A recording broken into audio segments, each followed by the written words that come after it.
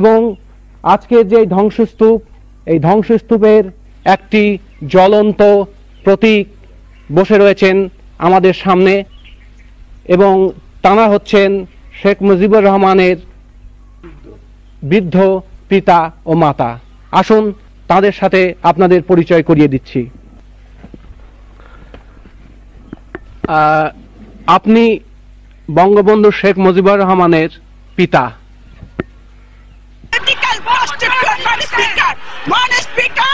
Kolkata civil কোর্টের উকিল ছিল মিস্টার চণ্ডীদাস। তার এক মেয়ে ছিল যার নাম গরিবালা দাস। চণ্ডীদাসের সহকারী উকিল মিস্টার অরণ্য কুমার চক্রবর্তী চণ্ডীদাসের কলিকাতাস্থ বাসায় নিয়মিত যাতায়াত করত। সেই সুযোগে গরিবালার সাথে অরণ্য কুমার চক্রবর্তী অবৈধ সম্পর্ক গড়ে ওঠে। আসসালামু আলাইকুম প্রদর্শক শ্রোতা, সাম্প্রতিক সময়ে ঘটে যাওয়া কয়েকটি গুরুত্বপূর্ণ সংবাদ এই ভিডিওতে দেখতে পারবেন। আশা করি সম্পূর্ণ ভিডিও জুড়েই থাকবেন। চলুন ভিডিওতে বিস্তারিত দেখে আসি। এই জায়গা একটি ঐতিহাসিক জায়গা, যেখানে স্বাধীন বাংলার মহানায়ক, বাঙালি জাতির পিতা বঙ্গবন্ধু শেখ মুজিবুর রহমান 1920 সালে জন্মগ্রহণ করেছিলেন। আমি এই টঙ্গীপাড়ায় এসেছি একজন ঐতিহাসিক মা এবং বাপের দুটি কথা শুনতে। তিনারা হচ্ছেন বঙ্গবন্ধুর পিতা শেখ লুৎফর রহমান এবং মাতা সায়রা খাতুন। ওনাদের বয়স, শেখ লুৎফর রহমান সাহেবের বয়স হচ্ছে 90 এবং বঙ্গবন্ধুর মায়ের বয়স হচ্ছে 80।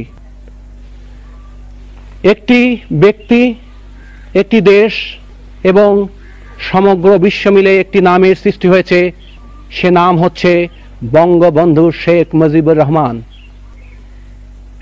সমগ্র বিশ্ব চেয়ে আছে যে বঙ্গবন্ধুর জীবন, ইতিহাস, জন্মক্ষণ এবং তার এই গ্রামের ছোট ছোট কয়েকটি মুহূর্ত, ছোট ছোট কয়েকটি ঘটনা তার পিতামাতার মুখ দিয়ে শুনবেন। আসুন আজকের এই সময় আমরা তার পিতামাতার কাছ থেকে তার বাল্যজীবন, তার শিক্ষা জীবন, তিনি কি করতেন, তিনি কি খেতে ভালোবাসতেন, এই কথাগুলো তার মুখ দিয়ে শুনব। এবং আজকের যে ধ্বংসস্তূপ, এই ধ্বংসস্তূপের একটি জ্বলন্ত প্রতীক বসে রয়েছেন আমাদের সামনে এবং তারা হচ্ছেন শেখ মুজিবুর রহমানের বৃদ্ধ পিতা ও মাতা। আসুন তাদের সাথে আপনাদের পরিচয় করিয়ে দিচ্ছি। আপনি বঙ্গবন্ধু শেখ মুজিবুর রহমানের পিতা। আজকে আপনার কাছে আমরা এসেছি ওনার ব্যক্তিগত বাল্যজীবন সম্পর্কে কিছু জানতে। আচ্ছা, উনি কবে জন্মগ্রহণ করেছিলেন এবং কটার সময়, এই সময়টা আপনি আমাদের একটু বলেন না। 1920 7ই মার্চ। রাত কটা? রাত 8টায়। কি বার ছিল ওটা? মঙ্গলবার রাত্রে। বঙ্গবন্ধুর মাতা উনি বললেন তিনি রাত্রি 8টায় মঙ্গলবারে এই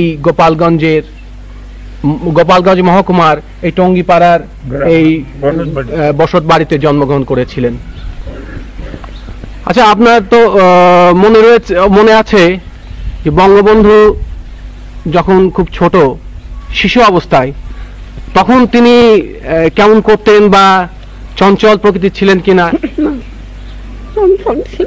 আমি বলি সৎ সাহসী ছিলেন। উদ্দেশ্য তার সব সময় এক উদ্দেশ্যে সে ই করত। তার যা উদ্দেশ্য সেই সফল করত এবং সৎ সাহসী, সৎ চরিত্র এবং দয়াবান। সৎ সাহসী, সৎ চরিত্র এবং দয়ালু ছিলেন। গরিবের প্রতি তার খুব ছোটকালের থেকেই দয়া এবং একটা নীতি সে নিয়ে চলবে, এই তার ই ছিল। সেই নীতি নিয়েই সে বরাবর চলছে এবং সেই নীতিতেই আল্লাহ তাআলা তাকে সফল করছে। স্বাধীনতা প্রিয় সে ছিল, স্বাধীনতা প্রিয় ছিল সে, স্বাধীনভাবে থাকবার চেষ্টা তার চিরকালই ছিল এবং সৎ প্রকৃতি ছিল এবং সততা তার ছিল এবং দয়ালু ছিল। এই মোট কথায় এই ছোটকালের ঘটনা একটা একটা বললি তো আর এরকম চলবে না। এটাই তার প্রধান নীতি ছিল তার, যে সে কোনো দুষ্ট লোক, দুষ্ট চরিত্র লোকের সঙ্গে সে মেশে নাই। তিনি সব সময় সৎ লোকেরা সব সময় সে নেতা এই সব কাজে সে এটা নেতৃত্ব করবে, এই তার আকাঙ্ক্ষা ছিল। আচ্ছা, আমাদের জাতির পিতা বঙ্গবন্ধু শেখ মুজিবুর রহমান 7.5 কোটি মানুষের কাছে এবং সমগ্র বিশ্বের কাছে শেখ মুজিবুর রহমানের বলেই পরিচিত, কিন্তু আপনারা আদর করে ছোটবেলায় যে নামে ডাকতেন, আপনি কি বলে ডাকতেন তাকে? খোকা বলে। খোকা বলে। বলছি আচ্ছা, কবে বলেছিলেন খোকা? বেশি দিন নাই, কোন সময় আপনি মুজিব বলে ডাকেননি? খোকা বলে ডাকছি। এখন মজিব কই, আপনার কাছে মজিব কই, তারে খোকাই কই, সবসময় খোকা। আচ্ছা, ছোটবেলায় উনি আপনার কথা টথা শুনতেন? হ্যাঁ, আমার অভদ্রের কথা আমরা যা কইছি আমি তাই, তাছাড়া অন্য কিছু না। অমতেও কোনো কথা কইনি, সে যা কইছে তাই কি মত করছি। একজন আছে হেডমাস্টার, মিশন স্কুলে পড়তো। মিশন স্কুলে একটা হেডমাস্টার আসলো, সে পড়াতে পারতো না, ভালো লেখাপড়া জানতো না, কিন্তু সে হেডমাস্টার আগে আসলো। তখন তার বদলাতে হবে, মিশনের মেম্বারদের কাছে বলে শোনে না, তখন হোল স্কুল সে স্ট্রাইক করায়। হোল স্কুল মানে সমস্ত স্কুল স্ট্রাইক করে দিল, স্ট্রাইক করে দেয় ছাত্ররা। সব ছাত্রের নেতৃত্ব নিল, নিয়ে স্ট্রাইক করে তারে সেখান দিয়ে সরাইয়া অন্য মাস্টার হলো। তাহলে ছোটবেলার থেকেই ওই স্কুল অবস্থার থেকেই তার যে ওই নেতৃত্ব সুলভ একটা ছিল এই আপনার মনোভাব, হ্যাঁ, সেটা আপনারা লক্ষ্য করেছেন। বঙ্গবন্ধু শেখ মুজিবুর রহমান মানে আপনাদের খোকা, উনি তো লেখাপড়ায় যতদূর আমরা জানি উনি বেশ বাইরের বই পড়তেন এবং লেখাপড়ায় খুব। আচ্ছা, উনি তারপরে এখানকার লেখাপড়া জীবন শেষ করে তারপরে উনি তো কলকাতা ইসলামিয়া কলেজে গেলেন পড়তে। এবার আমরা আপনার কাছে কিছু জানতে চাবো, খেলাধুলার প্রতি তার কেমন একটা ঝোঁক ছিল? যখন পাকিস্তান হলো তখন তো আসলো ঢাকায়, জি, তখন ওখান দিয়ে বিএ পাস করে আসলো, জি, এখানে এসে অ্যাডমিশন দিল। অ্যাডমিশন নিলে ওই তারা ওই যে আপনার এই বাংলা ভাষা নিয়ে যে একটা এক্সপেল করলো কলেজের বিশ্ববিদ্যালয় থেকে, এক্সপেল করলো। ওসমান গনি না? জি, না তখন ভাইস চ্যান্সেলর ওসমান গনি ছিলেন না, তখন তিনি তাকে ওই যে আপনার মনে আছে নিশ্চয়ই, ওনাকে বলেছিলেন যে তুমি মুচলেখা দাও, তো তিনি বলেছিলেন যে মুচলেখা আমি দেবো না, তখন তাকে বহিষ্কার করা হয়, এক্সপেল করার তো রাজনীতিতে একেবারে জড়ায়। আপনার নিশ্চয়ই মনে আছে ওই কথা বলেছিলেন উনি, যে আমি বিশ্ববিদ্যালয় থেকে ঠিকই চলে যাচ্ছি, কিন্তু এই বিশ্ববিদ্যালয়ে আমি আবার ফিরে আসবো, তবে ছাত্র হিসাবে নয়, এই কথাটা উনি বলেছিলেন। আচ্ছা, আর উনার একটু রাজনৈতিক জীবন, ছোটবেলার থেকে উনার রাজনীতির প্রতি খুবই ছিল একটা আগ্রহ ছিল, কিন্তু সে সময় তো আর তো এই পাকিস্তান হিন্দুস্তান ইলেকশন করছে, তারপরে আপনার অন্যায়ের প্রতিবাদ কনফারেন্স করছে, ওয়াহিদুজ্জামানের কনফারেন্সে প্রতিবাদ করে, সেই জন্য আবার হাজতে যায়। 18 দিন পরে আমি সেই হিন্দু গিলকে ধরে সেই তারে খারাপ করে আনি।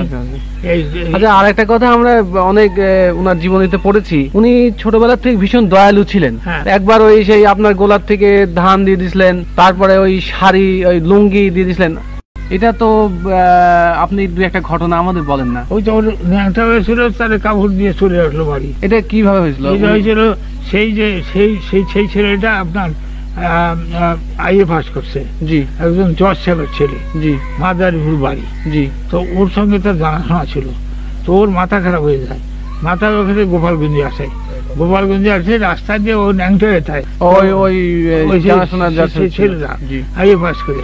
তারপরে ওর সাথে দেখা, ও রসরঞ্জন বাবু হেডমাস্টারের কাছে পড়তো, সেদিন যে পড়ে আবার আসতেছে, ওর সাথে পথে দেখা, ও করেছে ভাই তোর কাবুরান আমার দে, আমার কান কাপড় দে। তখন ও কি করবে, তখন ও নিজের কাপড় খান খুলে তারে দিয়া, গায়ে চাদর ছিল, তাই যে নিজে বাসায় আসলো, পড়িয়া। আমি বললাম বলে তোর কাপড় কই, বলে তা একজন দিয়েছি। কারে দিয়েছি বলে পাগলা পাঠারে বয়স করছি যা। এই এই হলো তার। আর আপনার ওই গোলাপ থেকে একবার ওই দুর্ভিক্ষ হয়েছিল, তারা ডান পান সেই উনি লোকের সেই দুঃখ কষ্ট দিয়ে উনার নেত্রী এই সংসদে বসে যিনি এমপিদেরকে নোট পাঠান অশালীন ভাষায়। মাননীয় সদস্য, আপনি বাজেটের উপর বলুন, বাজেটের উপর বলুন। এক নম্বর ব্যক্তি যদি ঠিক হয়ে যায় আমরা সকলে ঠিক হয়ে যাবো। মাননীয় স্পিকার যিনি আমাদের নেত্রী পরিবার নিয়ে এখানে কুৎসারটনা করেছে, কলকাতা সিভিল কোর্টের উকিল ছিল মিস্টার চণ্ডী দাস। তার এক মেয়ে ছিল যার নাম গরিবালা দাস। চণ্ডী দাসের সহকারী উকিল মিস্টার অরণ্য কুমার চক্রবর্তী চণ্ডী দাসের কলিকাতাস্থ বাসায় নিয়মিত যাতায়াত করত। সেই সুযোগে গরিবালার সাথে অরণ্য কুমার চক্রবর্তী অবৈধ সম্পর্ক গড়ে উঠে গরিবালা গর্ভবতী হয়ে পড়ে। গরিবালা যখন বুঝতে পারলেন তিনি গর্ভবতী হয়েছেন তখন গরিবালা অরণ্য কুমারকে বিয়ে করার জন্য চাপ দেন। অরণ্য কুমার বিয়েতে রাজি না হয়ে অবৈধ সম্পর্ককে অস্বীকার করেন। এদিকে চণ্ডী দাস বিষয়টি জানার জন্য চিন্তিত হয়ে পড়েন। এরই মধ্যে গরিবালা 12/12/1920 তারিখে একটি পুত্র সন্তানের জন্ম দেয়। তার নাম হয় দেবদাস চক্রবর্তী। চণ্ডী দাস অরণ্য কুমারকে গরিবালাকে উঠিয়ে নিতে চাপ দিতে থাকে, কিন্তু অরণ্য কুমার রাজি হন না। মাননীয় স্পিকার, এরই মধ্যে দেবদাসের বয়স 2 বছরে উন্নতি হয়। চণ্ডী দাস হতাশাগ্রস্ত হয়ে পড়েন, ভীষণভাবে অস্বস্তি বোধ করেন। মাননীয় সদস্যবৃন্দ, আপনারা একটু শান্ত হন। মাননীয় সদস্য,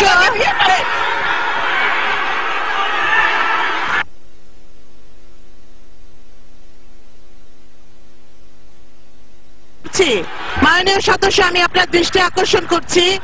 মাননীয় সদস্যবৃন্দ, আপনারা বসুন, বসুন, সবাই বসুন, বসুন। মাননীয় সদস্য, আমি আপনার দৃষ্টি আকর্ষণ করছি। মাননীয় সদস্য, আপনি 270 বিধি অনুসরণে বাজেটের উপর বক্তব্য দিন। মাননীয় সদস্য, ওনাকে মাইক দিন।